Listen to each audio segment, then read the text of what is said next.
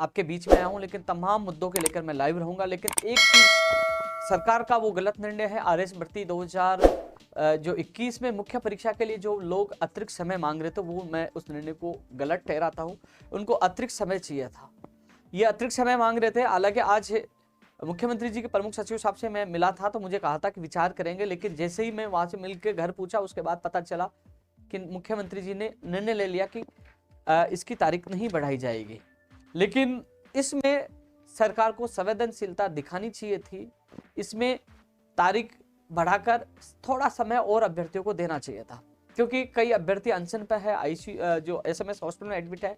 मैं खुद उनसे मिलकर भी आया था, और जब मुझे समय मिला मिलने का, तो मुझे बड़ी आशा थी कि कुछ न कुछ आज उन लोगों को नतीजा मिलेगा, कहीं ना कहीं उनका अनशन एक अच्छी खबर के साथ टूटेगा। लेकिन अनशन नहीं, बल्कि उनके सपनों को भी मारा गया है। सरकार का ये बहुत गलत निर्णय है। माननीय मुख्यमंत्री जी से यही अपील करूंगा, मैं करना चाहूंगा उन तमाम विद्यार्थी की तरफ से कि एक बार आप इस पे पुनर्विचार करें, क्योंकि अधिकतर 80 से 90% चाहते हैं कि उनको अतिरिक्त समय मिले।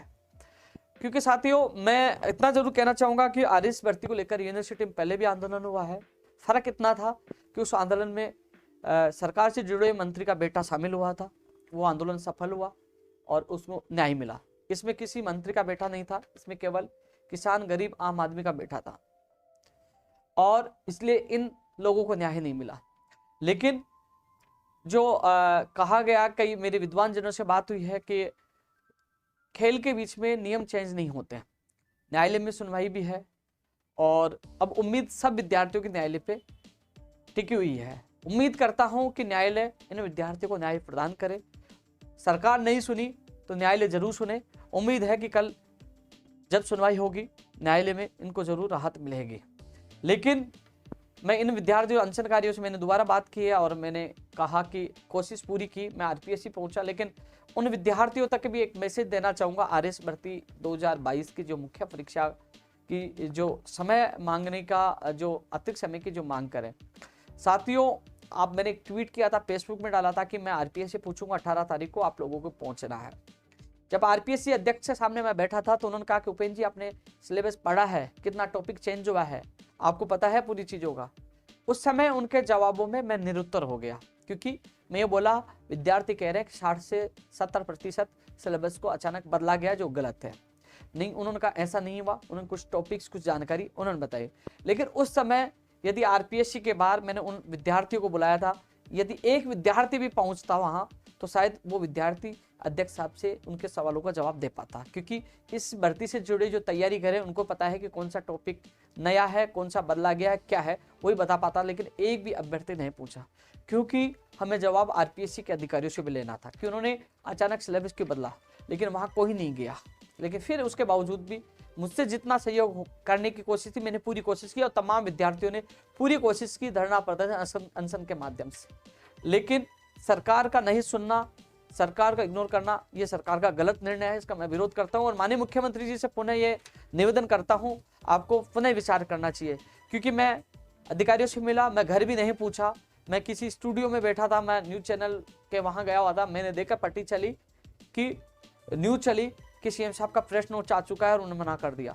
मुझे भी धक्का लगा कि मैं अभी बात रख के गया था, उनकी पीड़ा रख के गया था, जो अनशन में बैठे हैं, और जो वास्तव में सिलेबस चेंज किया गया। अचानक सिलेबस नहीं बदला जाता, किन्हीं के पास पढ़ने की सामग्री, जो टॉपिक चेंज है, उन तक पहुंची भी नहीं थी।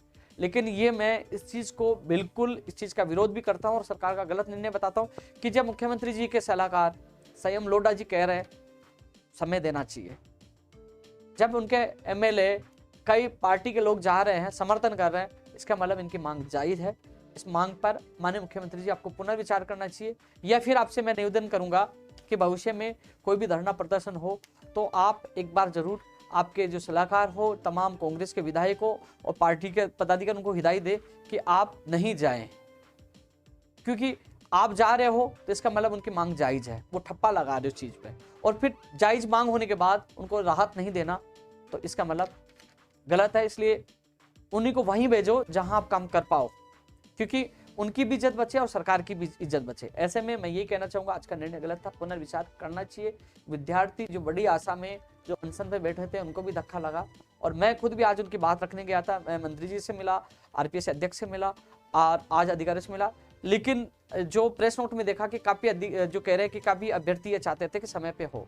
आपके द्वारा आरपीएससी के अध्यक्ष द्वारा ये भी कहा गया कि सिलेबस हम अचानक इसमें तिथि में बदलाव करेंगे, साल भर लेट हो सकती है। मैं आपकी इस विचार और सहमत हूँ कि भर्ती लेट हो सकती है, कि आप बदलाव करोगे, मैं इस चीज में समर्थन करता हूँ। लेकिन अचानक सिलेबस बदलाव करना भी आरपीएससी की सबसे बड़ी गलती है, वो विद्यार्थियों की गलती नहीं है। ऐसे में